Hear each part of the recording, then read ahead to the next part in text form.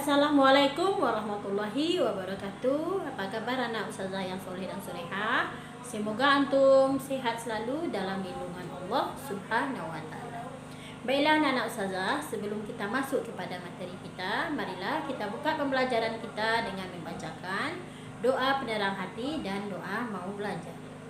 Bismillahirrahmanirrahim. Rabbi shrah li sadri wa yassir li amri wahlul 'uqdatam min lisani yafqahu qauli. Ya Allah, lapangkanlah dadaku, mudahkanlah urusanku, dan hilangkanlah kekakuan lidahku, supaya mereka mengerti perkataanku. Rabbi zidni ilman warzuqni fahman. Ya Allah, tambahilah ilmuku dan pertinggikanlah kecerdasanku. Baiklah anak ustazah, pada pagi hari ini materi kita adalah masalah akhlak yang mulia, yaitu jujur dan menepati janji. Anak-anak ustazah, silakan simak video ustazah selanjutnya. Materi kita pada hari ini adalah akhlak mulia, yaitu jujur dan menepati janji. Bila kebenaran sudah disampaikan dengan cara yang baik dan masih orang tidak suka, itu adalah bagian dari dakwah yang bahkan Rasul pun merasakannya. Daripada kita tidak menyampaikan kebenaran hingga yang salah tidak akan sadar dan yang benar akan ikutan jadi salah, ini bahaya besar. Jujur adalah mengatakan yang sebenarnya, berkata apa adanya atau berkata benar. Sedangkan kebalikan dari jujur adalah dusta atau berbohong. Allah menerangkan tentang definisi jujur di dalam surat Al-Baqarah ayat 43. A'udzubillahi minasyaitonirrajim. Bismillahirrahmanirrahim.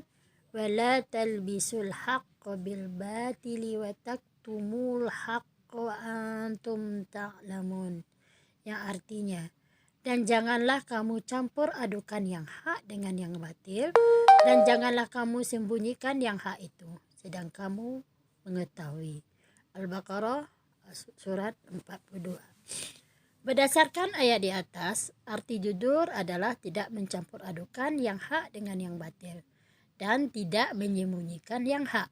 Dalam ayat ini Allah melarang dua hal, yakni mencampurkan yang hak atau benar dan batil atau salah, serta menyembunyikan yang benar. Karena tidak jarang muslim yang mencampurkan hal baik dengan hal buruk, walau tujuannya baik karena sesuai dan lain alasannya.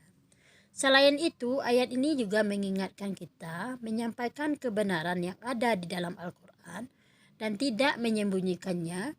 Jangan karena sungkan, tidak enak hati, lalu kebenaran tidak disampaikan. Ini dinamakan dengan menyembunyikan kebenaran. Padahal kebenaran ini jika disampaikan dengan cara yang baik, maka orang lain tidak akan tersinggung. Akhlak mulia yang kedua adalah menepati janji. Janji adalah pengakuan yang mengikat diri sendiri terhadap suatu ketentuan yang harus ditepati atau dipenuhi.